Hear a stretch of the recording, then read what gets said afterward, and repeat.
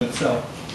On March 31st, we addressed this board and indicated we had only voted to keep the airport as a Category B2 facility, thereby limiting significant growth potential. Following that meeting, in a proactive manner, Selectman Ken Tavares suggested to the Airport Commission we expand our community outreach efforts. His prime concern at the time was inclusivity of the master planning process. 2 days later, on April 2nd, the Airport Commission chose to take a vote on the master plan that, in retrospect, was premature and not inclusive. Furthermore, it did more to stir debate than solving a growing concern the Commission had for achieving a balanced airfield.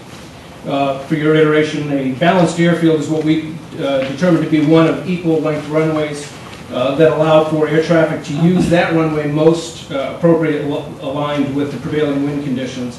And also not be restricted due to aircraft performance.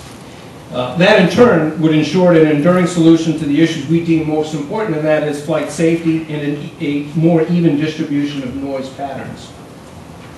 Again, Ken Tavares approached each of us and strongly advised we reconsider our chosen course of action, which, as you know, was the extension of both runways to 5,000 feet.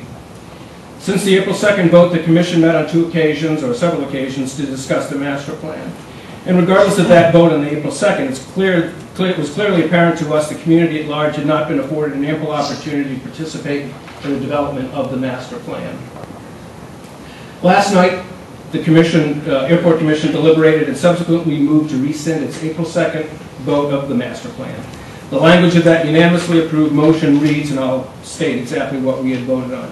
Moved that the Plymouth Airport Commission, PAC, rescind their previous vote of April 2nd, 2009, approving the airport master plan.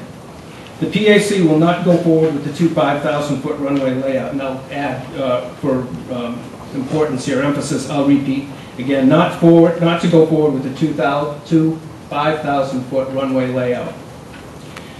The PAC will seek additional input from local town officials, state, and federal aviation agencies. Now, what the Airport Commission has not done is take a vote on what the master plan should say. Before doing so, the Commission needs to revisit the master planning process and ensure an inclusive partnership exists with all affected parties. Favoring one party over another will not result in a balanced airfield for the identified safety and noise issues that we have. Our next steps will necessarily involve a revisit with our master planning engineers, the FAA, the Massachusetts Aeronautics Commission, environmental regulatory authorities, the airport users and businesses, the appropriate community steering groups, obviously this Board of Selectmen, and most importantly, all of the surrounding communities. And while we have stated this before, it is worth repeating. We are all well aware this is not the Plymouth Airport Commission's airport. It's everyone's airport.